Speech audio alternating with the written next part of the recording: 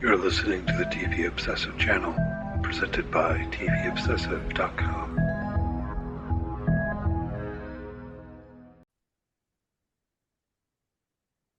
Hello, welcome back to the TV Obsessive podcast. This is episode 24. My name is Ryan Kirksey, writer and contributor to TV Obsessive, and I am joined once again, as always, by the executive editor.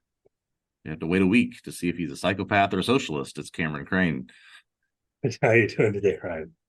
I don't know if you've bought a gun lately, if they've made you wait a week to see if you're a psychopath. No, I mean I have not bought a gun. I don't think I'm a psychopath. I am the outlier in Texas. I do not own any guns. Oh, really? I thought it was like required. No, yeah, part of you get your driver's license, they hand you a gun here in Texas. Yeah, I did.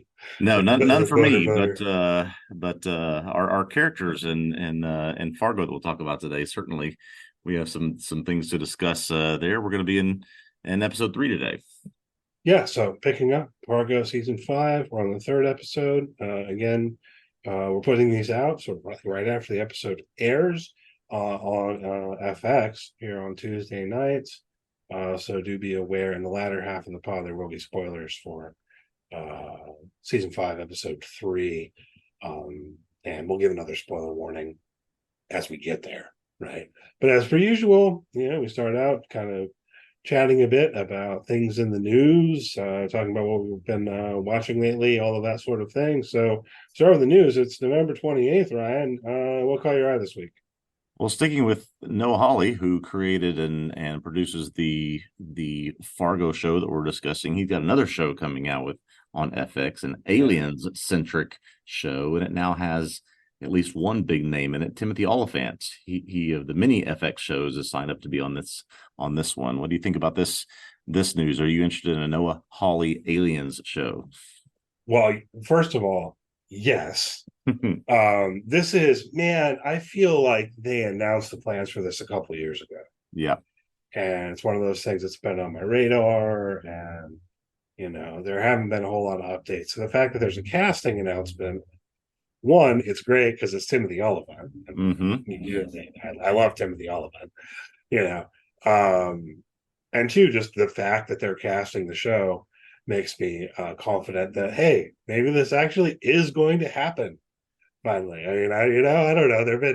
I feel like over the past few years, there've been several things that have kind of been announced and then they didn't happen, or aren't going to happen. For some reason, Sam Esmail's Metropolis comes to mind for me, and there were a couple. Speaking of Sam Esmail, I think also Battlestar Galactica. Wasn't there supposed to be a new Battlestar Galactica? I'm not sure if that's happening anymore. There was several years ago, yes. Never seen anything about it. Yeah. So I guess aliens happening. Noah Hawley, you've got Fargo, and then did you ever watch Legion? I think we talked about this. I've seen a couple of episodes of Legion, yes. It's a weird show. Yeah. I rather enjoyed it. I wrote on the last season of that as it was airing, and probably not for everyone, but yeah. Hawley definitely has a way of having a distinctive style. And what I had heard about this alien show earlier on anyway was that his plan was for it to be set in the universe of the alien films.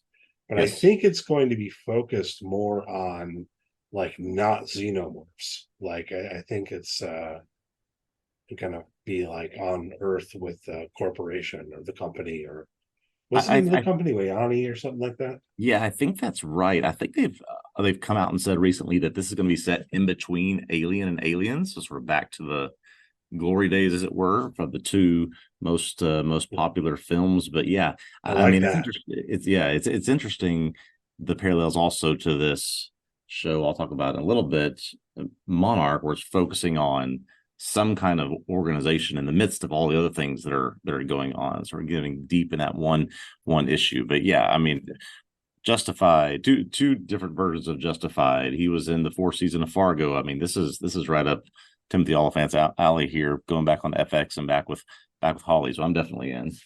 Yeah, no, I hadn't heard that if it's going to be between the first two films. I like that a lot. I personally have always found I always thought it was a little bit of a cop out that there's the time in between those two films. Actually, now we're Yeah. not going to get. We're not.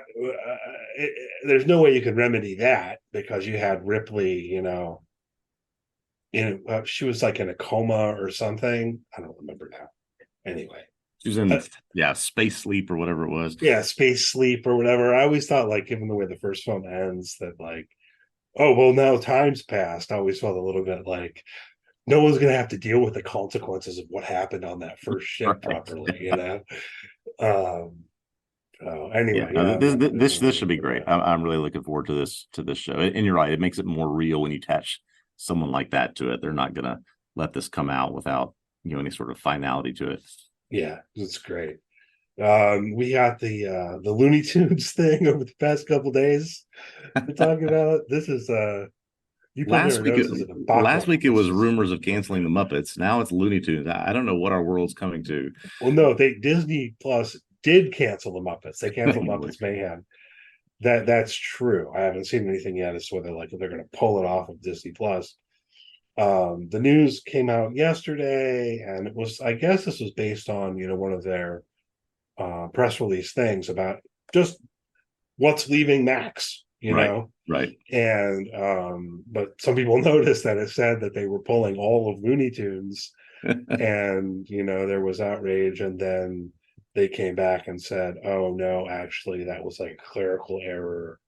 We're just taking off this one Looney Tunes film from 2003 or whatever. And I mean, when are these companies going to start messing with their iconic brands? I mean, there is no Warner Brothers without Looney Tunes for people of a certain age, I think. yeah, again, I mean, it's very central to the world. So I Yeah. mean, good that they're not taking everything off. But then I did read apparently they are removing a bunch of Adult Swim shows. Okay, so this was a surprise to me. I had not heard this yet. Yeah, I don't have like an article on this. I saw a tweet or an Okay. X. Um, A Zeet. but the source was again one of those press release things. Um, and the one that stood out to me was Frisky Dingo. Apparently, they're removing Frisky Dingo in a couple of weeks. You ever watch Frisky Dingo? Are you familiar with Frisky I have Dingo? never seen it. I'm afraid to ask what it's about. I'm a big fan of Frisky Dingo. Are you familiar with Archer? Yes, All right, so Frisky Dingo, Adam Reed, who went on to create Archer, Frisky Dingo was his show before that. I see. And it's hard to say like what it's about. I mean, I guess it's a what. So you've got oh man, okay, so I'm totally blanking on the guy's name. This is embarrassing. How am I? It's like my avatar on Sleeper. Hang on, I'll find it. Anyway, it's the guy is building our villain, as it were, who is maybe not, yeah, Killface. That's his name. Okay. Killface. So that's where you start out. Killface is building the Annihilatrix. And I haven't watched it in a while. But anyway, go watch Frisky Dingo before All it right, disappears, I'm maybe gonna have to forever. grab it, yeah, before it disappears. Okay. It's one of these things where it's just like short animated episodes. It's funny. Maybe not Yeah. everyone would think it's funny. If it's not for you, it's not for you, but that was the one that stood out to me. And there's a list of some other things apparently they're pulling as well, which sucks. I mean, Yeah. I don't know whether these shows that they're pulling are available elsewhere, if they will be available elsewhere. I think that tends to vary a bit. Not everything is just being shot into the void when they pull it off the Yeah. streaming service. But it's just really disappointing when it's like their own proprietary stuff, which Adult Swim also is here. Exactly. Yeah, that's true. And we don't have anything on the reasons why for this decision, but if it's their own things, it can't be this, oh, Netflix bought the rights to it for 2 years thing. It's got to be some business decision which failed to understand at this point. Yeah, it's like I mean, I guess they're just saying, hey, not enough people are watching this. It's not Yeah. worth it's not worth the server space. Yeah. or Okay. the few cents we have to pay to the actors when people do watch it. Yeah, or whatever the details are there. Anyway, it's bummer. It pisses me off. I know it was never entirely actually promised that somehow these streaming services would be archives, but that's Yes. what I want. Yes. I'd like to view it that way. I'd like to say, okay, well, you've got you know, the Warner Media streaming service that has everything they have ever done. Like that's what I want. That's what the ideal world for me would be. But that's not going to happen. And instead, I think it's just going to get way messier too, because you are starting to see again some things being licensed to Netflix, Yes. HBO shows and stuff like that. You've got the whole fast streamers, and it's just going to be a mess. Yeah, it's going to be cross licenses and things are moving. You don't know where they are or where they've gone. Yeah, it's going to continue to be a mess. At risk of getting ahead of myself, I'm going to mention Doctor Who later. Yeah. Why is it on Disney Plus? I couldn't figure out. I was like, wait, why it's a BBC show? Like, I don't. Yeah. What? Okay. That one, not being someone who watched Doctor Who more than the one episode we did recently, I could not quite understand that one. Why I guess these new specials have showed up on Disney Plus. I guess they just have acquired the US rights to it from BBC for these specials. Yeah, it's just these specials, and then I think you were saying, I think that the rest of the series is on Max. Yes, that doesn't line up with brands either. Yeah, BBC America is affiliated with like AMC. I don't know, man. It just it's like you can't apply the logic of the network relationships, I guess, to figure out where something's going to be available. It just might be anywhere. Yeah, no, that's true. That's true. Well, we do know, just moving on, we do know that The Bear season 3 is going to be available on FX on Hulu. We know that that's coming. We talked about this a few weeks ago. It's scheduled to begin after the first of the year. Jeremy Allen White has broken the news that this is coming. And he said in an interview that he wants two things. He's hopeful that his character gets out of the refrigerator. If you haven't seen the show, you may not know what that means, but I think we can safely say that will happen. And he wants Olivia Colman to return. You remember what episode she was in? Well, yeah, she was in the Forks. That's right. And I mean, I'd love to see her character return. Absolutely. I don't know that it would make a lot of sense to the show, really, for her to return. Yeah, she was a very small part in one episode, maybe 5 minutes. So yeah, I don't know where she would fit into that universe, but she's highly in demand right now. She was in this MCU show. She was in The Bear. She apparently just did an interview with British Vogue saying she wants to be M from James Bond. So she's kind of, I could see that. in demand. I could see that. I could see that. Yeah, I mean, as far as The Bear season 3, it's up to the writers of the show and everything else. I mean, right.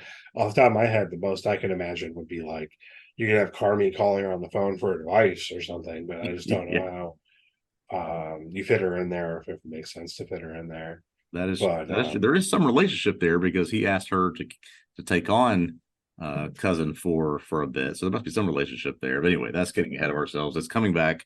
They're going to start production. Everybody's really excited about it, I think. Yeah, whether Olivia Colman is in season 3 or not, I can't wait for season 3. What honestly is really one of the best shows out there, in my opinion. I've started thinking about like what's the best show of the year as we approach the end of 2023. It's in the mix. So it is. This is very weird that you said that, because I've been thinking about the exact same thing. And I think just in my mental list right now, I think that it's number one for me. I haven't decided on that, but I'll decide sometime next month, but it is absolutely in the mix. Yeah, I have to do a little bit more work to review. It's always one of these things where I have to review a bit and to remember that like things that were in January were this year. Right. You know what I mean? And so I haven't quite done that yet to double check on that. Last piece of news I saw this week was, I've not been much of a Shark Tank watcher over the past 15 years, but Mark Cuban, staple of that show, owner of the Dallas Mavericks, after this coming season, he's stepping out. No more Shark Tank for Cuban. I saw that, and I have seen Shark Tank, and I can't say I watch it regularly or anything like that, This was striking to me because he is the only person I could name to you who was on Shark Tank. Yeah, me too. I know that there are other people like is Piers Morgan on it? I don't think so. A long time ago, I think. He used to be okay. Like I don't know who's on Shark Tank other than Mark Cuban. I don't know what I think of Mark Cuban anyway. I don't want to get on the tangent about that, but yeah, that's he just had a funny quote as he said that he was leaving, which was, you know, he was already a billionaire, I think, before this show. Oh, absolutely. He basically came out and said, hey, the market's been doing all sorts of things in the 15 years I've been on the show, but I've been successful every year because I'm investing in the right companies. And so basically, none of the rest of you have been able to do well, but I have because I've had this opportunity to invest in all these great startups. Okay. Yeah. I mean, call me crazy, but I might think that he was making money off of the Dallas Mavericks. He certainly was. You're probably pretty well set as the owner of the Dallas Mavericks. It's just a guess. That's right. That's right. Anyway, now if you want Mark Cuban, you got one more season to catch him. Yeah. Okay. And then I guess they'll keep making it. And then who knows? What are you watching? If you're watching Shark Tank, what are you watching right now? Well, so I mentioned Doctor Who. I want to talk about the first Doctor Who special, the 60th anniversary of Doctor Who. They're doing 3 specials, I guess, and the first one came out over the weekend, and I couldn't help myself. I felt compelled to watch it like right away. I mean, I saw people starting to talk about it and all of that. So I said, okay, you got me. I'll sign up for Disney Plus since that's where it is for some reason. and it was really I don't know. I mean, I might have some intellectual level criticisms, but it got me right in my feels.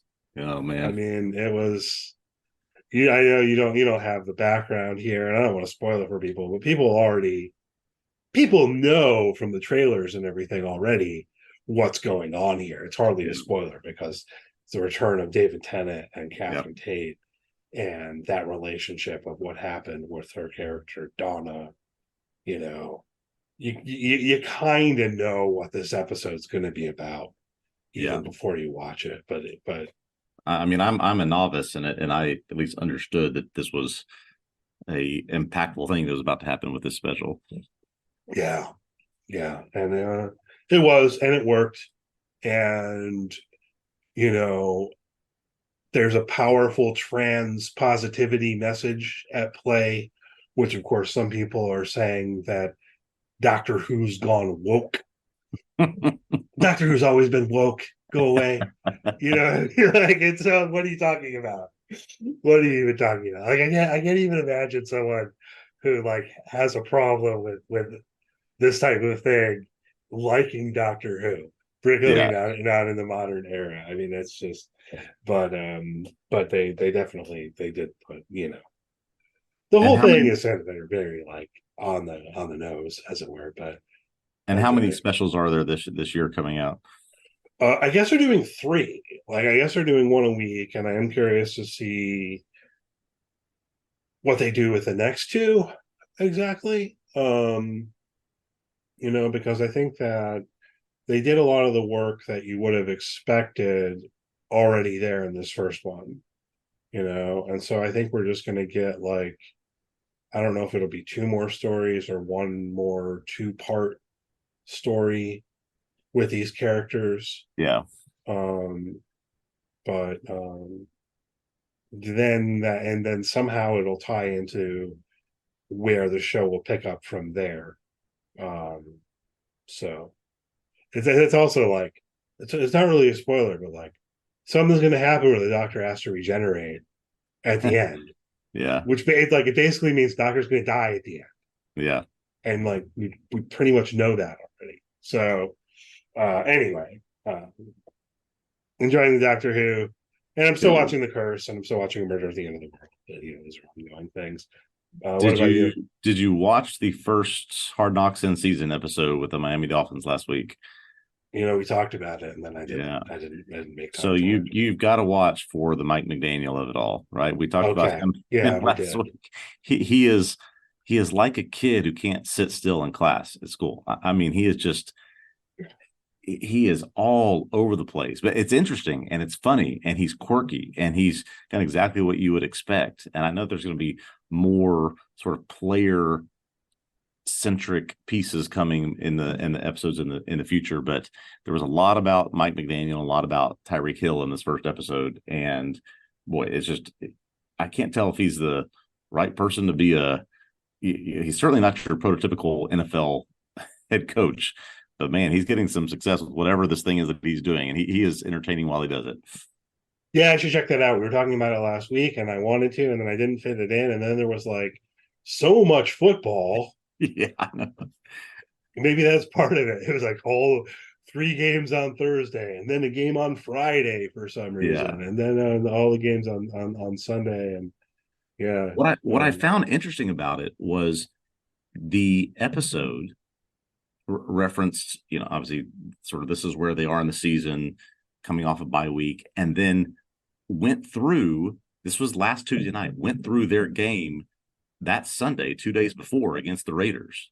I mean, so they turned it around, in a day and a half to keep it as real time as possible. And so I can only imagine they'll have stuff about their Black Friday game against the Jets tonight when it airs. Yeah, they did a very good job with sort of keeping it real time. Well, let's try to catch up with that. Watch last week's, and then watch tonight's. And then tonight, yes. And then we can talk about it, more directly. Yeah, I think it was in part just that there was so much football, and Thanksgiving was in there, and yeah, and well, beyond that, I'm every 2 weeks writing about the show Monarch for the site. So I have a piece up on Friday about episodes 3 and 4. Episode 3 was great. Episode 4 should come out basically overnight on Thursday, Friday this week. We got a brand new monster in episode 3 that breathes on you and freezes you. It was amazing. He lives in Alaska. Wow. So yeah, they're going all sorts of places with this show, but continues to be quite good. So I'll do 3 and 4 this Friday. And then Friday, my friend, the finale of Great British Baking Show, Collection 11. This is a big deal. I know you're up to speed on this, right? You know all the characters, where all the from. This is like the finale of the season. The finale, yes. Yeah. So this is in BBC terms or in British terms, they're collections. They're not series or seasons. So this is Collection 11. The finale is this Friday. Our whole family is looped in this time for the first time, so we're very excited. We're rooting for the competition. The competition has been fierce. Our favorite character, Saku, was voted off a few weeks ago. But we're rooting for Maddie or Josh. They're both excellent. So it's I think I told you before, this is my stress relief show. It just puts me in a calm place. So I love it. Good deal. Hopefully enjoy it. Hopefully the person you want to win wins, or and sure. And yeah, sure. You're like, yeah, sure, it doesn't matter. That's the point. This is stress relief. Yeah. This isn't the Yeah. other thing I watched recently, I watched a little bit of Celebrity Jeopardy on Hulu. Oh, okay. I got confused because is there like a hiatus they're on or something? It seemed like the thing was full of quarterfinals, and that was it. I don't know what happened to that schedule after the strike, or if they kept going, or I think that comes on primetime and they post on it. I don't know how they do that. I shouldn't have even mentioned it because I was just like, I don't know what the deal is. There's some Celebrity Jeopardy on Hulu, and I was watching some episodes from like a month or two ago. But whatever, it holds up. It's fine. Yeah. Anyway, I did enjoy it. I didn't realize that they were doing like triple Jeopardy now. Oh, are they really? Oh boy. Yeah, at least that's all for charity. That's all for charity. They do triple Jeopardy. Yeah. So they've got triple dollar values in the third round. And each of the episodes is like 42 minutes long. Oh gosh. Okay. I haven't seen that. All right. Let's get on with the inevitable here. Let's get into Fargo episode 3. What do you think? Yeah, let's do it. So as per usual, we'll take a little 10-second break here, plug in some music. On the other side, we're going to work through Fargo season 5, episode 3, which is called something like the paradox of intermediate relationships. Although we don't have that in our notes, so I may have said that. Oh man! All right, coming soon. And yeah, so spoilers are on the table here for Fargo season 5 through the third episode. So if you haven't watched that yet, beware. And yeah, we'll pick up on the other side.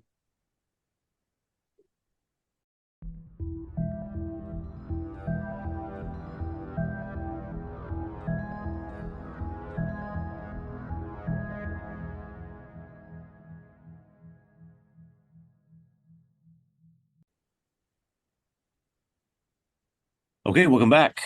We are here to talk about, in a spoiler-filled way, Fargo Season 5, Episode 3. You were almost there, Cameron. The paradox of intermediate transactions. Almost there. Almost there. The paradox of intermediate transactions, Episode 3. In this episode, a lot happens here. It is Halloween in Minnesota 2019, and Dot is worried about both what her family is going to wear for Halloween and also how she's going to protect her home against Roy, Gator, and all of their men who have found where they are, where they live, and may be coming for her soon. She does some clever things I think we'll talk about there in her neighborhood to distract them from where she lives. The police officer we met in episode 1, sees Gator steal evidence from the night that Dot was kidnapped. And Wayne's mom, Lorraine Lyon, and her lawyer, Danish, work to keep the police out of the murder investigation while saying that they can handle it themselves, with some thoughts on police along the way. Meanwhile, Old Munch is still out for his payment and also out for revenge from Roy, who set him up to do something that he wasn't prepared for. Leads to quite some interesting activity, including some self-flogging and also a flashback to 500 years ago in Wales, England, that we're going to have to dig into as to why this is there. But all these things sort of come to a head as the episode ends with Gator and his boys finding Dot at her home, and leaves on a cliffhanger, ready for episode 4. So a lot happening there. Thoughts on this episode and where we went and how we went back and what happened here. Yeah, I mean, you kind of started at the end of what you were saying.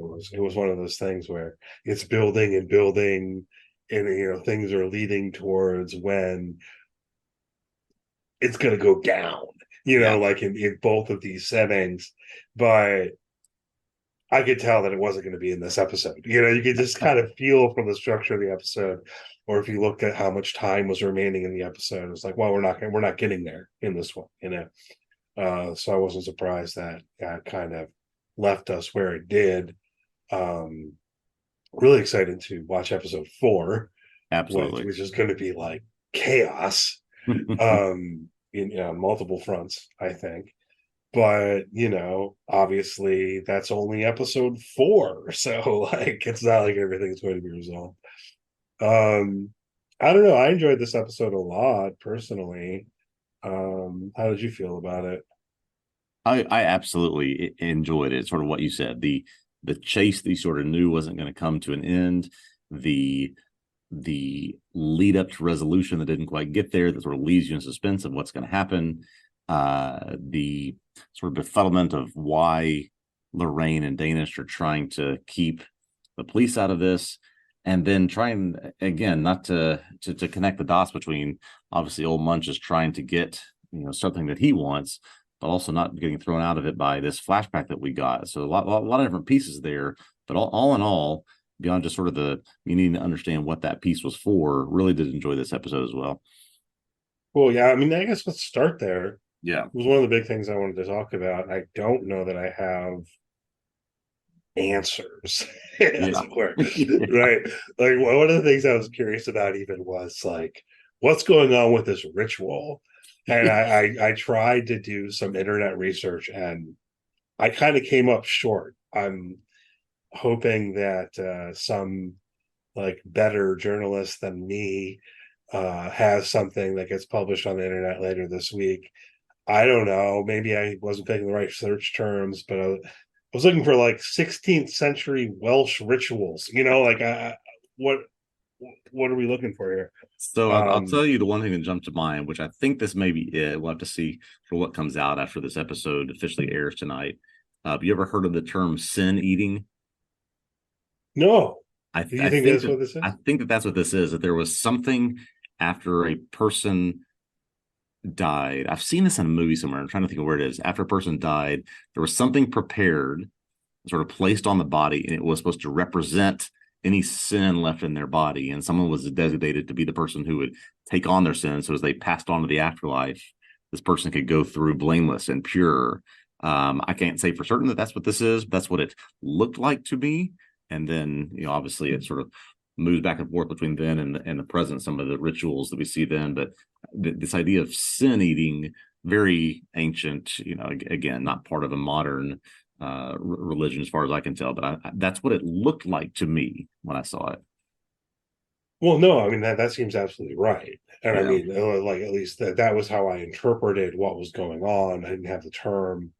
Well, I'll be curious to look into that a little bit more, just for my own personal, I don't know, curiosity about the practice. But it definitely seems like that's what's happening. And The question is why? What is it about? And was that or was that not Old Munch there 500 years ago? yeah, see, I thought it was a different actor, but I Okay. couldn't confirm this for sure. How did it land for you?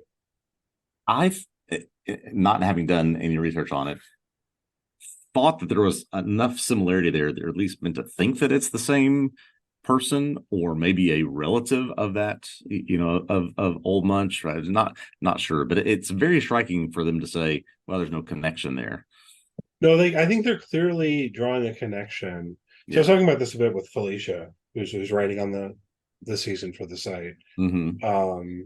Because she seemed to be thinking it was supposed to be him, and I'm just really not sure. I think what is clear is that the way that things are framed, that we're drawing a connection between Old Munch and this guy 500 years ago in Wales. Right. I think that's clear, but I think it's a different actor, but I couldn't confirm for sure that it is. Yeah. Well, Because what kind of makes sense to me is if it's maybe throughout there's 7 more episodes after this one, we start to see an Old Munch lineage, right, where these rituals started 500 years ago, and we see his history leading up to him doing some of this self-flogging and self-mutilation that we see in the episode, that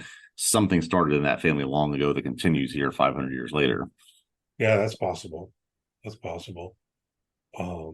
Or maybe it's him, and this will be that kind of supernatural element like the UFO or something. Yep.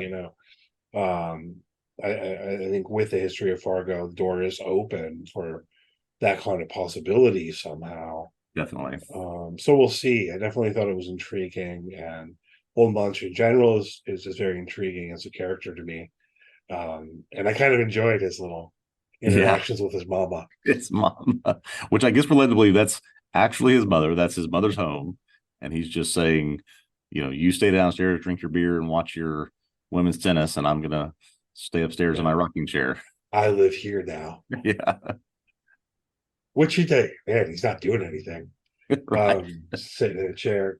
Then he goes out, and we'll see what occurs, because it definitely seems like he has decided to do this ritual. And the way I read it, I think go kill Roy. Is that what he's trying to do, you think, here?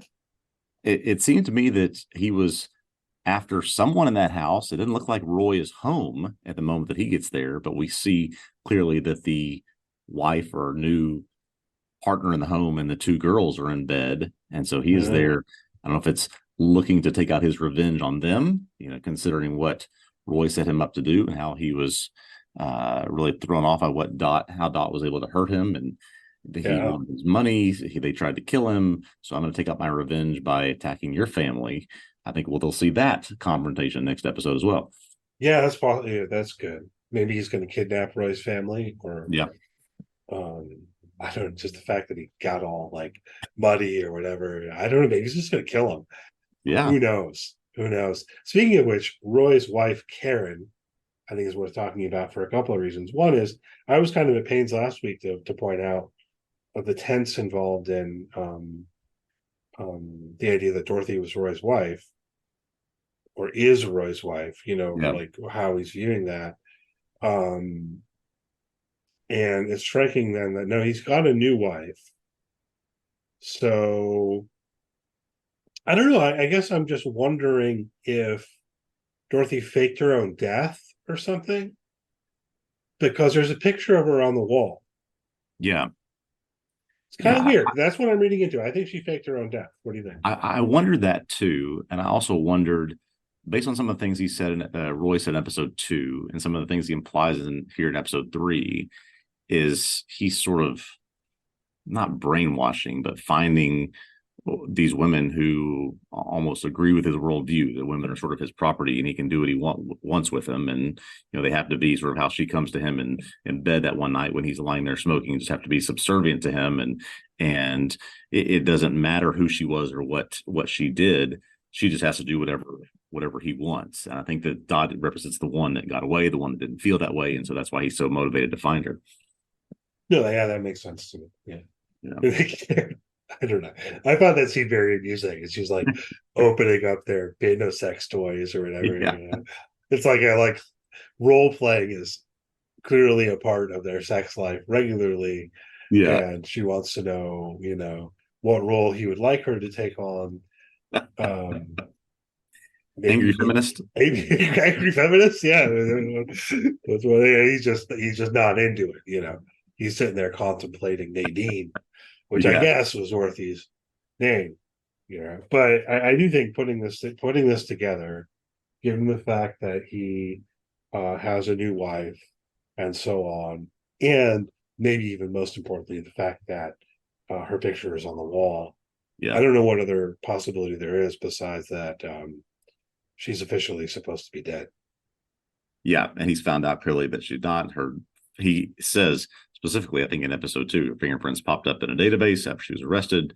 So he sort of gathered this group of people to find her, including Old Munch. That fails, and now he's gathered his son, Gator, and just the guys you trust to go find her. And so they're rolling up and they're wearing like Nightmare Before Christmas masks or whatever. I mean, what do you think about she changed the street signs? Which that in and of itself is like, doesn't strike me as the easiest thing in the world to do. No. But she just seems on top of how to do that. Yeah. But man, these guys are bumbling. Well, I found it funny. I mean, obviously Juno Temple is incredible, but she's not, I don't know, she's not Laura Croft Tomb Raider, right? She's not the most imposing, intimidating female that ever has existed, but she's going after these signs with a ladder and like a handheld screwdriver and replacing them all in the middle of the night. I mean, the ingenuity to know that needs to be done, awesome. But yeah, could she actually do it? I'm not so sure. Yeah, I'm a little less sure too, because I think that street signs are I think you might need a special tool or something. Yes. Unless maybe it's different in Minnesota. Maybe they're more trusting. Minnesota, nice. But I think in general, yeah, this might strain plausibility. I didn't look into it a lot, but I don't think, nor do I encourage anyone to try to go out and just change a street sign. But I think it might be a little bit more difficult than that. Yeah, I think so. But and it only seemed to deter them for about 5 minutes because they found her still that same night. Well, see, what I liked was their confusion over how their GPS was telling them one thing and the signs weren't matching up. And it just made me, I get it, made me think about that. But then there's a question of which one do you trust? Exactly. I gotta admit, when I drive now, I don't think I ever look at a street sign. I'm just trusting that my phone is telling me to go the right way. See, my inclination actually would be to trust the street signs. Like if I'm using the thing, I double check the street sign. I'd be, trusting the street sign because that's objective reality. Right. So I do kind of get that. But these guys do not seem. We'll see what happens, Yeah. But I feel like they're going to roll up in there and she's going to take them all out. That's what I think is going to happen. Yeah, and she's gonna have to home alone it again because she couldn't get a gun. She had to divert to the pepper spray, I think. We saw that, and much to the dismay of her husband, who's just like along for the ride here, and just we're gonna go spend $5,000 on a couple of guns, and he's he's still oblivious to what's going on here. Yeah, he's so meek, as it were, it just so, oh, that sure is expensive, but I guess I'll do it, Yeah, but yeah, and they got the waiting period, so they couldn't take the gun home right away. So I guess probably she's got pepper spray. She's always yeah, also got the bat with nails in it. yes. And I believe that house is still all home aloned up. I think yes. I I don't think think they you're got rid of right. any of that stuff. And speaking of the bat, I loved just if for people that have seen all these things, sort of the triangulation of that bat connected to The Walking Dead and Negan's bat, and they're dressed up like zombies and zombie hunters. Connected to that's the same bat that Steve uses in Stranger Things to kill some of the Demogorgons. I mean, it's just the interesting sort of connection between all those pieces there. Yeah, and here comes Joe Carey. Yeah, I was trying to figure out who Joe Carey was reminding me of in this episode. I think he's doing a really good job with this character of Gator. yeah. And I did land on it, but I don't know if it's going to land for anyone else. I felt like he was reminding me a bit of Mike Patton, the Mike. lead singer of Faith No More, Oh, interesting. Okay, but I like see a little bit. 1990s Mike Patton. It was giving me the vibe. Mike Patton's a really interesting guy. Yeah, But anyway, I'm a winner.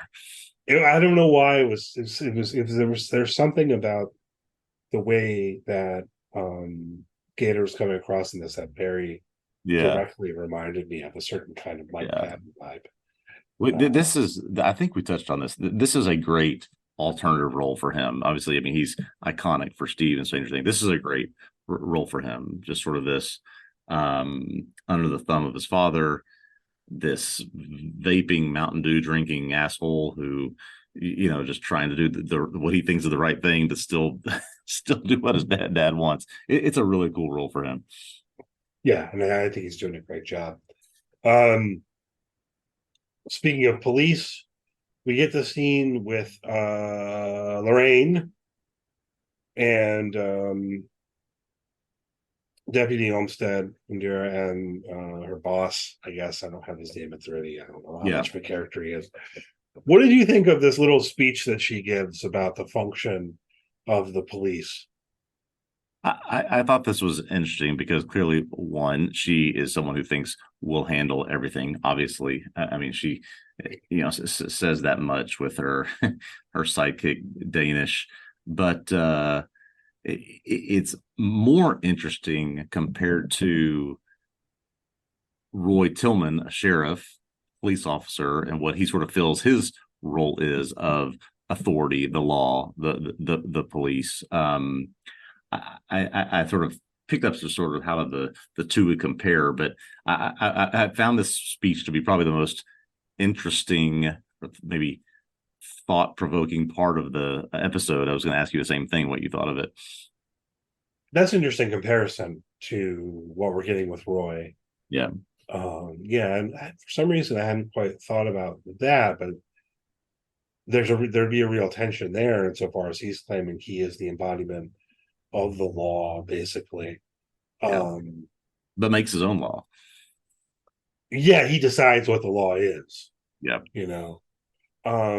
As far as Lorraine's speech, the biggest thing that I thought about was actually how I mean, I kind of don't know about this because the conceptual content of what she says is something that I've heard before. And the most direct source I'd want to point to is like anarchists, yeah, you know. And did you ever watch I'm a Virgo? no, never have. Yeah. Well, I think we mentioned it on here before. Regardless, you kind of get this line in I'm a Virgo from the other direction, right? That the police aren't really like the good guy heroes. The police only exist to protect the property of the wealthy and that sort of thing. And I thought that was kind of interesting how Lorraine here is basically giving that line from the other point of view, right? I mean, she's claiming that your role is just to like keep the barbarians from the gate. We're inside the gate now. You have no function here. I mean, she basically says it's pretty directly. And I don't know what I think about that, because I having known some people who are like Lorraine, Yeah, yeah. I don't think that they would tend to say this. And also it strikes me that she, I guess, because she just wants to handle internally, considers Dot as inside the gates or part of the family or part of the community, when clearly she wants to separate herself completely from her as quickly as she can. And the police could do that, frankly, if they, get to the bottom of this, but she just doesn't see those two things connecting, I don't think. Yeah, I mean, I guess that's true, right? So, I don't know. I mean, I at one level I get it and I think it fits. And clearly that this is her view, Yeah. that she doesn't want the police involved, but I don't know. Maybe I'm getting too hung up on this. I don't know how I feel about her giving such explicit voice to this. Yeah, that's true. That's Like true. her believing it, yes. Her saying it out loud in this way, I'm a little unsure Yeah. that she would do that. But It just strikes me as someone, in every instance we've seen her, family meals, pictures, this situation, going to assume control no matter what, even if it's with someone that should have authority or control. And so she's gonna take whatever she wants whenever she wants. And I mean, I think she's playing this character great. She just is ex- extremely hateable. I mean, clearly they want you to think that about her. But also, like, you can't take your eyes off her at the same time. yeah, Jennifer Jason Leigh doing a great job here. That's all I'm saying. I feel like, in my mind, what she would say along these lines was maybe more such as something like, you work for me, you work for us, Yep. like the higher classes are the ones who have real power and you work for us, which is kind of what she says. But you know I don't know, saying you have no function within the walls or whatever. Yeah. Again, I thought it was interesting because it came so close to what is a kind of anarchist critique of the police, coming from the complete other direction, where you get that argument that the police don't really exist to help people or protect people, or Yeah. certainly not poor people. They exist to protect the property of the wealthy. And I mean, you get that whole kind of line. Well, it was interesting how close she was to that, but from the other direction. In the other direction. Yeah. And I wonder if, as season 4 tried to talk about issue of race and how it's developed in this country, if this is sort of the issue that will be bubbling up throughout this entire season, right? The theme, as it were, here for episode or for season 5. Yeah, I mean, I suppose, Yeah. when you bring in what Roy was saying to the FBI, yeah, I think we are already seeing a certain through line about this question of the role of the police, if you like, or different Definitely. branches of law enforcement. Definitely. Yeah, so that's interesting. Great episode. Can't wait for the next one. I think there's, as you said, I think alluded you to. should tie in here. You want to talk about this whole militia thing? Was it Yeah, that yeah. this is, I think it's Karen's dad. I'm not sure. This guy's name's Odin. Yeah, I can't quite place, I mean, what his role is, other than he's helping Roy gather this small militia. But I guess the question is, to do what? Or Roy's helping him because Yeah, he wants yeah, more weapons, but Roy says, "Oh no, not we need to take it slow." right. And the FBI just came to talk to me, cool your jets, just wait a little bit or something like that. He's Yeah, rather dismissive of him. he is. And that sort of makes me wonder, is this sort of a, an insurrection we're planning here? Or, what's the what's the end goal here? Taking over the state. What do they need this group of people for? They needed just one or two guys, they thought, to find Dot. So it's clearly not that. So there's just some other goal in mind. No, I mean, and this guy Odin, he says something like, we're not going to take the country back with harsh language or something. Yeah. So he definitely kind of feels like a right-wing militia potential insurrectionist. And I don't know how to read this exactly. The vibe I got was that our sheriff, Roy Tillman, is maybe not super into that Yeah. personally, but kind of wants to keep, he wants them in his pocket, sort of, Yeah, you guys slow boil over here while I take care of my personal things. Yeah. So he wants to play it as though he's on their side, but he's not really into it. And I wonder how that will Yes. Play forward, because presumably that's going to factor into where this whole season's going. Exactly. So many open threads. I'm interested to see where they go. Yeah, I'm looking forward to it, and we'll Me see. too. That whole aspect, if that really comes to the fore, will be in competition with like what's more entertaining, what we get here or what we got in the Righteous Gemstones. I think maybe it's going to be the Righteous Gemstones, but we'll see what happens. Can't wait for episode 4.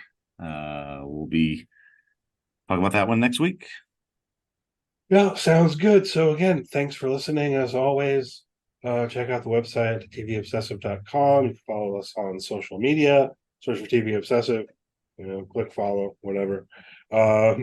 Please do, consider leaving us a good review wherever you listen to the podcast. Pop on over to the YouTube page, like and subscribe, and we'll be back next week, continuing on with Fargo season 5. Looking forward to it. See you then.